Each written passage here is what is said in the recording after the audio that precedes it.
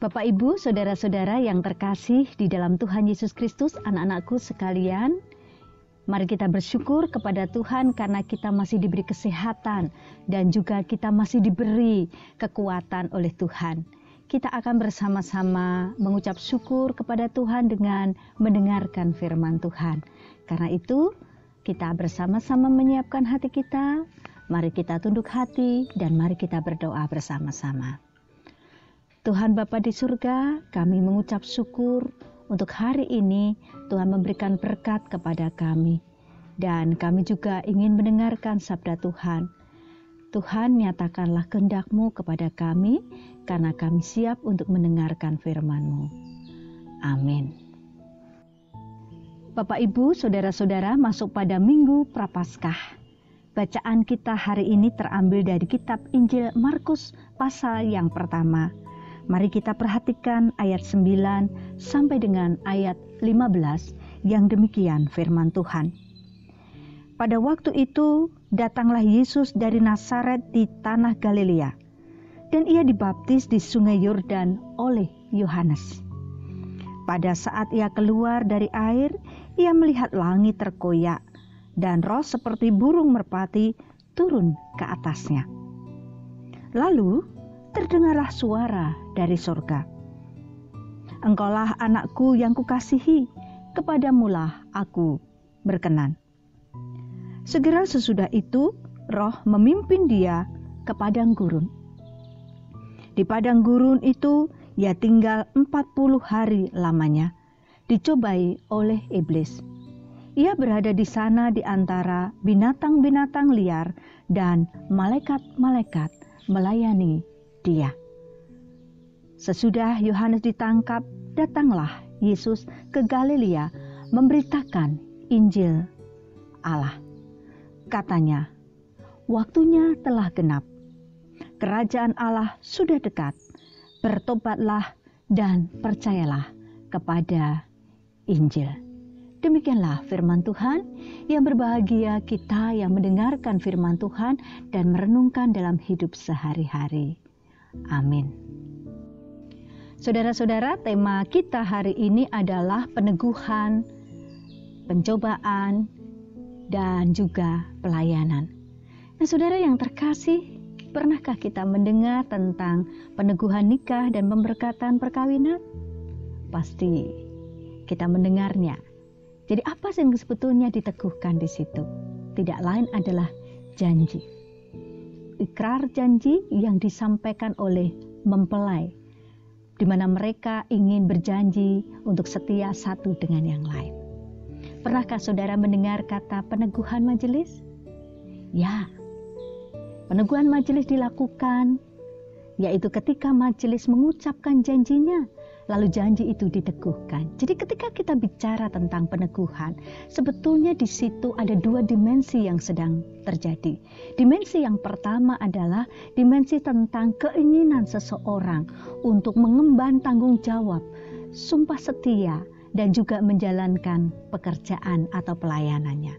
Yang kedua adalah bagaimana manusia melibatkan Allah, meminta Tuhan untuk hadir di dalam ikatan maupun juga dalam kehendak, niat yang ingin dinyatakan. Dan saudara yang terkasih, berbicara tentang peneguhan, hari ini kita bersama-sama melihat hal itu. Bagaimana Allah meneguhkan keberadaan Tuhan Yesus sebagai Mesias, anak Allah yang hidup, yaitu melalui peristiwa pembaptisan. Saudara, banyak orang yang bertanya, kenapa Yesus dibaptis? Apakah karena dia orang berdosa? Atau kemudian orang bertanya demikian, kenapa sih Yesus dibaptis oleh Yohanes? Kan kuasa Yesus lebih besar daripada Yohanes. Itu pertanyaan-pertanyaan yang muncul dan kitab Injil Markus tidak memberikan penjelasan tentang hal itu. Tetapi saudara, ketika kita mencoba untuk melihat kitab yang lain, maka kita melihatnya bahwa semua itu dilakukan oleh Yesus bukan karena dia berdosa, bukan karena dia lebih kecil daripada Yohanes, bukan. Tetapi baptisan itu dimaknai oleh Yesus sebagai ketaatan dia akan perintah Tuhan. Tuhan memerintahkan Yohanes untuk melakukan baptisan.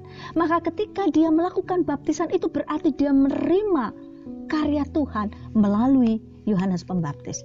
Kalau dia menolak baptisan itu berarti dia juga menolak karya Allah, menolak perintah Tuhan. Karena itu perintah Tuhan apapun dan disampaikan kepada siapapun dalam hal ini Yohanes, maka Yesus melakukannya sebagai wujud ketaatan dia untuk menjalankan perintah Tuhan. Dan apa yang terjadi? Ketika Yesus kemudian dibaptis, langit terkoyak, kemudian ada suara yang mengatakan, inilah anakku yang kukasihi, kepadanya lah aku berkenan.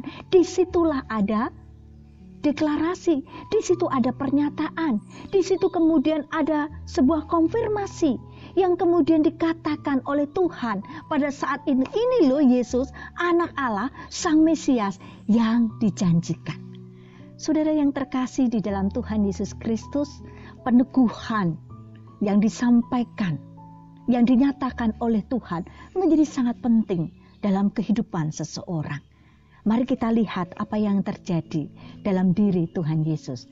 Ketika pada bacaan berikutnya, dikatakan kepada kita lalu Yesus berada di padang gurun selama 40 hari lamanya. Apa yang dilakukan di padang gurun itu? Dikatakan oleh kitab Injil Markus bahwa di padang gurun itu dia dicobai oleh iblis. Tidak disebutkan apa itu. Tetapi ketika kita bicara Injil Yohanes, jelas bahwa di situ dia dicobai dengan segala rupa-rupa pencobaan. Baik itu dengan rasa haus, rasa lapar, dengan kekuasaan, dengan harga diri dan lain sebagainya. Pada saat itulah Yesus dicobai oleh iblis. Saudara yang terkasih, di padang gurun itu Yesus mengalami tekanan, mengalami sebuah kondisi yang sangat berat. Karena di tempat itu dia dicobai oleh iblis sedemikian rupa. Tetapi tidak hanya itu. Dikatakan dalam bacaan kita juga bahwa Yesus hidup bersama-sama dengan binatang-binatang liar. Maka kita bisa membayangkan bahwa selama 40 hari lamanya Yesus berada dalam situasi tertekan, dalam situasi tekanan yang hebat. Karena dia kemudian dicobai oleh iblis sedemikian rupa, dia kelaparan, dia kehausan, dan juga dia berada dalam situasi berbahaya, tidak aman, karena hidup bersama dengan binatang yang lain, yang sewaktu-waktu bisa untuk membunuh Tuhan Yesus. Saudara, itulah yang terjadi. Ternyata ketika Yesus mau memulai pekerjaan, dia harus berada dalam masa pencobaan yang luar biasa. Dia dibawa oleh Tuhan di padang gurun. Dan ketika dia di padang gurun, dia menghadapi tekanan demi tekanan yang hebat di dalam dirinya. Dan apa yang terjadi? Pada perikop berikutnya dikatakan, Yesus keluar dari padang gurun. Dan dia melanjutkan karyanya dengan lebih hebat, lebih luar biasa. Karena kemudian Tuhan Yesus menyatakan kuasa-kuasanya yang luar biasa. Menyembuhkan orang sakit, membangkitkan orang mati, dan lain sebagainya. Dan bukan hanya itu, Yesus memiliki mentalitas yang luar biasa. Ternyata padang gurun adalah tempat yang dipakai oleh Allah. Menggembleng, menggodok, menempa mentalitas secara spirit, secara kehidupan dari Tuhan Yesus. Sehingga ketika dia menghadapi penolakan, dia menghadapi segala macam makian, cacian, ataupun juga hal-hal yang lain, Yesus kemudian menghadapinya dengan tabah, dengan ya biasa saja gitu. Dan dia kemudian melanjutkan itu, yaitu karyanya dalam hidup sehari-hari. Saudara yang terkasih di dalam Tuhan, apa yang bisa kita petik dari perikop kita kali ini?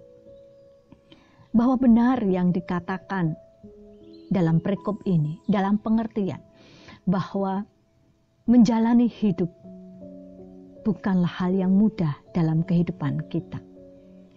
Meskipun kita sudah saling mencintai, kalau itu disebut pasangan suami istri, tetapi ternyata kehidupan tidak seindah yang kita bayangkan. tidak selalu bunga itu berkembang. Tidak selalu langit itu cerah ternyata. Kadang-kadang kita juga bentrok, kadang-kadang kita merasa tidak cocok, kadang-kadang kita merasa tidak habis pikir, kecewa, dan lain sebagainya dengan pasangan hidup kita. Meskipun kita saling mencintai dan mengikat janji hidup bersama Dia. Meskipun kita kemudian sudah menyatakan, Tuhan, aku akan melayani Engkau, dan kita sudah menerima peneguhan, tetapi ternyata dalam perjalanan hidup, melayani itu juga tidak mudah. Kadang-kadang kita kemudian ditolak pelayanan kita, dipaidu, dirasani, dielek-elek, dan lain sebagainya. Itu bagian yang kemudian menjadi cobaan di dalam kehidupan kita. Lalu ketika kita menghadapi dinamika hidup dalam keluarga, ketika kita menghadapi dinamika hidup dalam pelayanan, apa yang mesti kita lakukan? Mari kita melihat kepada Yesus. Mari kita belajar kepada Dia. Kenapa sih Yesus bisa kemudian sampai dan melewatkan semua itu? Kenapa Dia bisa kemudian menyelesaikan padang gurun dalam hidupnya? Seperti kita pertanyaan, bagaimana caranya bisa melewati padang gurun yang sangat keras, yang sangat panas, dan sangat tidak menyenangkan dalam kehidupan kita? Mari kita melihat kepada Yesus.